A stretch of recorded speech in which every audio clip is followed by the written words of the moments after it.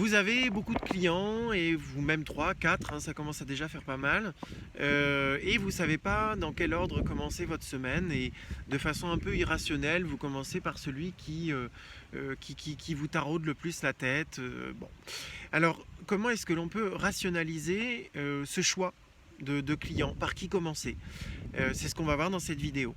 Je m'appelle Adrien Sauvy, je suis le fondateur des solutions ATSO, outils de management de projets de travaux. Je suis architecte et inscrit au tableau de l'ordre depuis 2008. Je suis là pour t'accompagner à devenir un véritable maître d'œuvre. Je suis là pour que ton architecture s'exprime pleinement et que tu en tires toute la satisfaction que tu mérites. Et je suis certain que tu prends ton temps pour ton architecture. Donc, prenons du temps pour la maîtrise d'œuvre, pour la gestion de projet. Dans le campus que tu peux télécharger juste en dessous, tu as ATSO GTD qui est dans lequel tu vas trouver les notions dont je vais parler dans cette vidéo.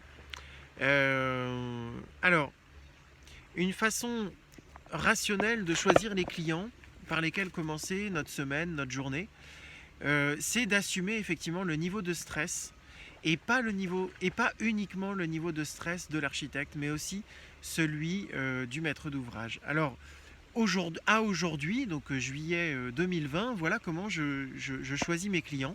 Voilà comment je choisis les clients par lesquels je commence ma semaine ou ma journée. J'ai la liste de tous les clients que j'ai en cours.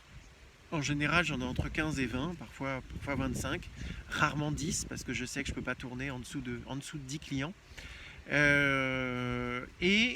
Donc j'ai cette liste, et à côté, il y a deux colonnes.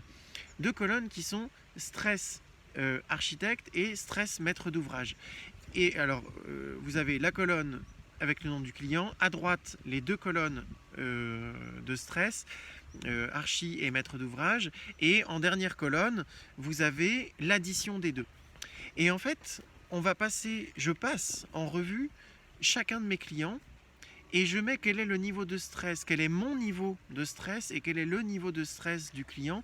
Et en fait, je vais mettre une note de 1 à 5. 1 étant, je suis pas du tout tendu, ça se passe super bien. Et 5, waouh, ça me prend une énergie dans la tête et une charge mentale sur ce client, pas possible. Alors, ça, c'est pour ma notation. Et dans la notation du maître d'ouvrage, c'est de 1 à 5, pareil. Et en fonction des derniers échanges téléphoniques ou des derniers mails que j'ai reçus, des derniers rendez-vous, je vais estimer le niveau de stress de mon client. Je vous rappelle que l'on va assumer un stress qui est strictement irrationnel. Mais en fait, on va se baser sur de l'irrationnel pour faire du rationnel.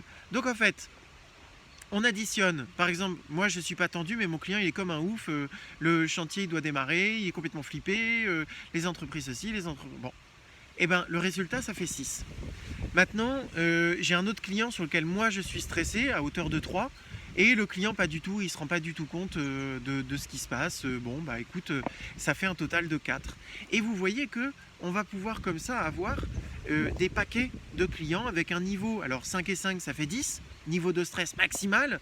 Et là ce matin j'ai fait un point et j'avais 3 clients où j'avais un stress cumulé à 8. Donc déjà, je commence par les 8, non pas par les 6 ou par les 3. Et puis dans les 8, j'en avais 3. Comment est-ce que je choisis? Je vais estimer le temps de travail pour voir si finalement mon stress et le stress total n'est pas juste complètement irrationnel et il suffit de travailler ou d'envoyer un tout petit mail et le stress va retomber complètement. Il va repasser à 2 ou 3 parce qu'on aura répondu au client, parce que nous-mêmes en travaillant dessus on se rendra compte que en fait le jeu de plan est prêt, que le descriptif est quasiment prêt, que finalement il n'y a pas lieu de stresser, mais on a passé le week-end dans la tête comme ça à dire aïe aïe aïe merde, ce client, mais où est-ce que j'en suis en fait, ça fait trop longtemps, voilà. Et c'est un stress qui est irrationnel en fait. Parce que quand on rationalise le truc, on se rend compte qu'il n'y avait pas grand chose à faire pour descendre le stress.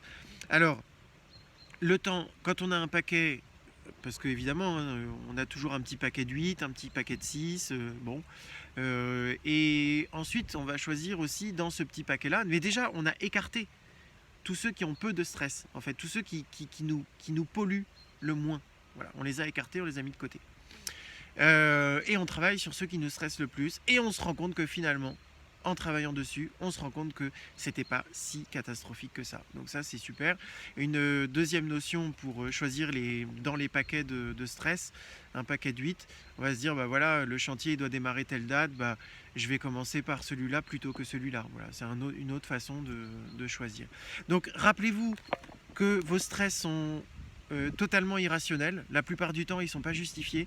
Mais écrivez-les quand même. Assumez ces niveaux de stress, autant le vôtre que celui du client. Et commencez par dégonfler. En fait, on peut dire ça. On va dégonfler le niveau de stress. Et on a très souvent la bonne surprise de se rendre compte que, en fait, c'était des petites broutilles à la mort-moelle machin, toutes simples à gérer et puis voilà, d'un seul coup, le ballon de baudruche il se dégonfle, parfois des deux côtés et hop, on peut travailler sur le niveau de stress suivant. Voilà, c'était une petite astuce pour se décider sur nos clients et puis ne pas avoir peur. Ne pas en avoir peur, d'en avoir beaucoup. Et ça, c'est aussi d'autres vidéos, c'est la formation, c'est voilà, tout ça on vous l'offre dans cette académie de maîtrise d'œuvre, pardon. L'architecture, ça vous appartient, c'est vos tripes. Voilà. Et par contre, voilà, nous c'est une académie de maîtrise d'œuvre. Donc maîtrise d'œuvre, c'est gérer un client, gérer les relations. Voilà, c'est plein de petites choses et c'est passionnant.